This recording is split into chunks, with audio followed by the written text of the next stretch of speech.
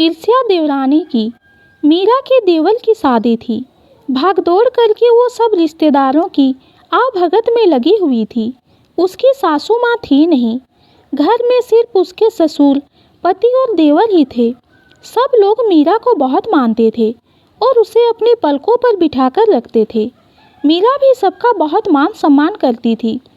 शादी से महीने भर पहले उसकी बुआ सास आ गई थी ताकि मीरा को सारे रीति रिवाज समझा सके और मीरा भी पूरे दिल से सारे रिवाज निभा रही थी। वो शादी के सब कामों के साथ साथ अपनी 3 साल की बेटी रीमा को भी संभाल रही थी। बुआ सास तो उसकी प्रशंसा करते नहीं थकती थी। गोरा रंग, बड़ी बड़ी आँखें और लंबे लहराते बाल सबको एक नज़र में ही भा जाती थी।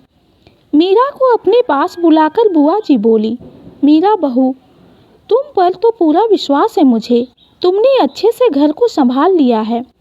अब देखो दूसरी बहुरिया कैसे आती है, वो सबसे मिलकर चलती है कि नहीं। आप चिंता ना करें बुआ जी, शालिनी बहुत प्यारी है और उसका व्यवहार भी बहुत अच्छा है। वो सबसे मिलकर ही चलेगी, मीरा ने जवाब दिया। धीरे धीरे सब रिश्तेदार आ गए और खूब धूमधाम से मीरा के देवर नीरज की शादी हो गई और शालिनी बहू बनकर घर में आ गई। लेकिन शालिनी ने देखा कि घर में हर कोई सिर्फ मीरा मीरा की रट लगाए रखता है। सब उसकी तारीफों के पुल बांध रहे थे। यह देखकर शालिनी को थोड़ा अच्छा नहीं लगा। कुछ दिन बाद एक एक करके सब रिश्तेदार वापस लौट गए। अब घर पहले की तरह चलने लगा। मीरा के ससुर जी, उसका पति पवन और देवर नीरज सुबह सुबह ऑफिस चले जाते। अब घर में सिर्फ मीरा और शालिनी ही रहते। मीरा अपनी देवरानी शालिनी को अपने घर के तौर तरीके समझाती और सबकी पसंद और नापसंद के बारे में बताती।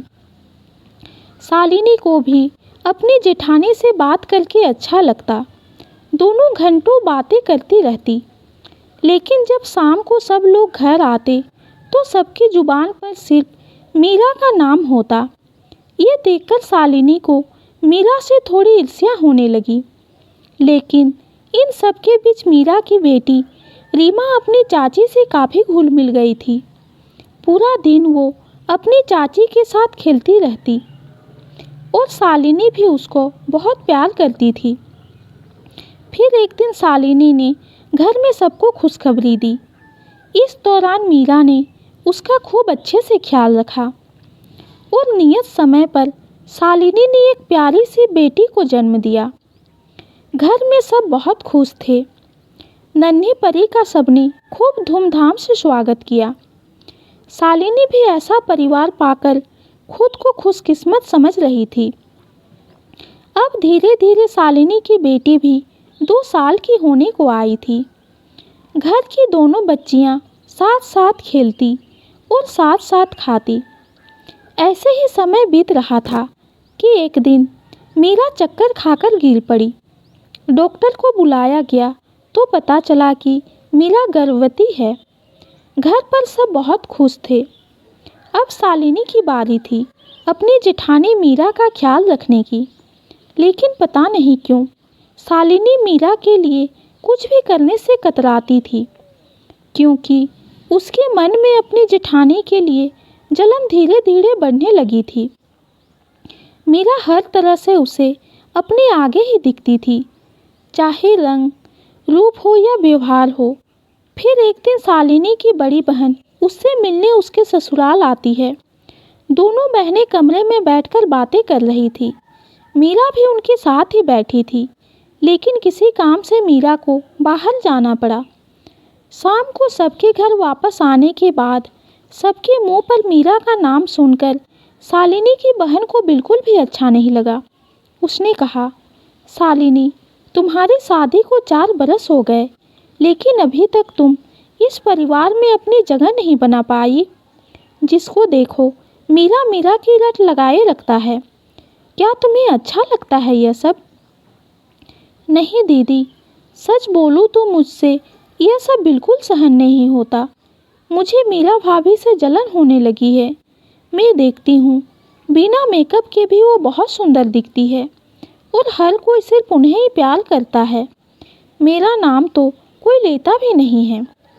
सही कहा शालिनी, मैं भी यह सब देख रही हूँ। तुझे कुछ करना चाहिए।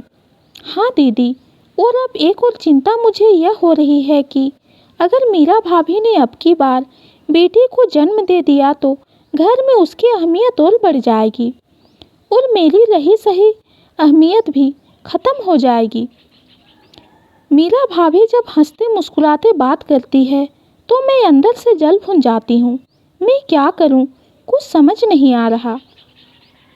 कुछ नहीं, तुम सिर्फ इतना करो कि सबके मुंह पर मीरा की जगह तुम्हारा नाम हो, शालिनी की बहन ने सुझाव दिया।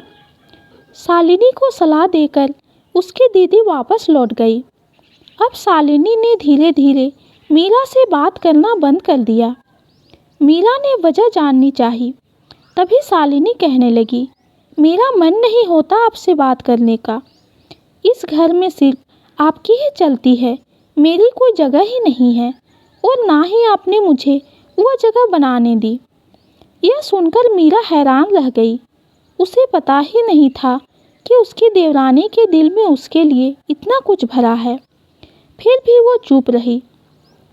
सोचा समय के साथ सब ठीक हो जाएगा, लेकिन अब तो बात बात पर शालिनी अपनी जेठानी को उल्टी सीधी बातें सुनाने लगी। धीरे धीरे उसने उसकी बेटी रीमा को भी निशाना बनाना शुरू कर दिया। अपनी बेटी को रीमा से अलग रखने लगी। मीरा को यह सब कुछ बिल्कुल अच्छा नहीं लगता था, लेकिन घर की सुख शांति के लिए वो चुप ही रही। धीरे धीरे शालिनी की हिम्मत और बढ़ती गई। मीरा यह सब बातें घर में किसी को नहीं बताती थी और इसी का फायदा शालिनी ने उठाया। लेकिन अब दिन रात शालिनी को इस बात की टेंशन होने लगी कि कहीं मीरा बेटी को जन्म ना दे, और उसकी जलन ने नफरत का रूप ले लिया। और इसी नफरत के चलते एक दिन उसने मीरा को गिराने का फैसला किया ताकि उसका बच्चा गिर जाए। मीरा इन सब बातों से अनजान थी। एक दिन शालिनी कोई सीरियल देख रही थी और उसके मन में एक विचार आया। जैसे ही उसकी जेठानी मीरा नहाकर बाथरूम से बाहर निकलने वाली थी, उसने बाथरूम के बाहर थोड़ा सा तेल गिरा दिया ताकि मीरा गिर जाए। यह सब करते समय भी उसके मन में एक बार भी अपनी जेठानी की अच्छाइयाँ नज़र नहीं आई और ना ही वो समय याद किया जब उसकी गर्भावस्था के दौरान उसकी जेठानी ने उसका कितना ख्याल रखा था। उसके दिल में तो सिर्फ नफरत ही नफरत भरी थी। जैसे ही मीरा नहाकर बाहर निकलने लगी, उसी दौरान उसके पति का उधर से गुजरना हुआ। मीरा गिरने ही वाली थी कि उसके पति पवन ने उसे संभाल लिया, लेकिन फिर भी मीरा को झटका लगा और वह दर्द से चिल्लाने लगी। पवन उसको लेकर तुरंत हॉस्पिटल में भागा। डॉक्टर को आनन फानन में मीरा का ऑपरेशन करना पड़ा, क्योंकि उसके बच्चे की जान खतरे में आ गई थी। घंटों की मशक्क़त के बाद मीरा ने एक बेटे को जन्म दिया। घर पर सब बहुत खुश हुए। मीरा भी बहुत खुश थी, लेकिन अभी उसके दिल और दिमाग में कुछ और ही बात चल रही थी। 2 दिन बाद वो अपने बेटे को घर लेकर आई। जैसे ही शालिनी उसके पास आई, मीरा ने कहा, शालिनी, मैंने तुम्हें अपनी छोटी बहन की तरह समझा, पर मुझे नहीं पता था कि तुम्हारे मन में मेरे लिए इतनी ईर्ष्या भरी है। तुम्हें मुझसे इतनी नफरत हो गई कि तुमने मेरे बच्चे को गिराने की साजिश रच दी। नहीं भाभी, आपको गलतफहमी हुई है। मैंने ऐसा कुछ भी नहीं किया, शालिनी ने नजरें चुराते हुए कहा। तुमने जब बाथरूम के बाहर तेल बिखेरा था और उसके ऊपर जब मैं फिसली थी, तो तुम वहीं दरवाजे की साइड में खड़ी थी। गिरते गिरते मैंने तुम्हारे चेहरे की वो कुटिल मुस्कान देख ली थी। तुम्हारे मन में नफरत इस कदर भर गई कि तुम एक नन्ही सी जान को मारने पर तुल आई। अपनी ईर्ष्या और जलन की वजह से तुम बहुत नीचे गिर गई शालिनी। अब तक मैं सब सहन कर रही थी। सोचा था कि तुम सुधर जाओगी। मैं इस घर के हिस्से नहीं होने देना चाहती थी, लेकिन अब मुझे लगता है कि ऐसे रिश्ते से दूर हो जाना ही बेहतर है, जहाँ पर लोग अपने स्वार्थ और जलन के चलते एक दूसरे को नुकसान पहुँचाए। तुम अपनी नफरत में इतनी हो गई कि तुमने सब कुछ भुला दिया। अब हमारा साथ रहने का कोई मतलब नहीं है। बेहतर होगा कि हम सब दूर दूर रहें। भाभी, मुझे माफ़ कर दो, मुझसे गलती हो गई। आगे से ऐसा कुछ भी नहीं होगा, शालिनी ने कहा। गलती नहीं, तुमने पाप किया है। एक अजन्मे बच्चे को मारने का प्रयास किया है। मैं तुम्हें कभी माफ़ नहीं करूँगी।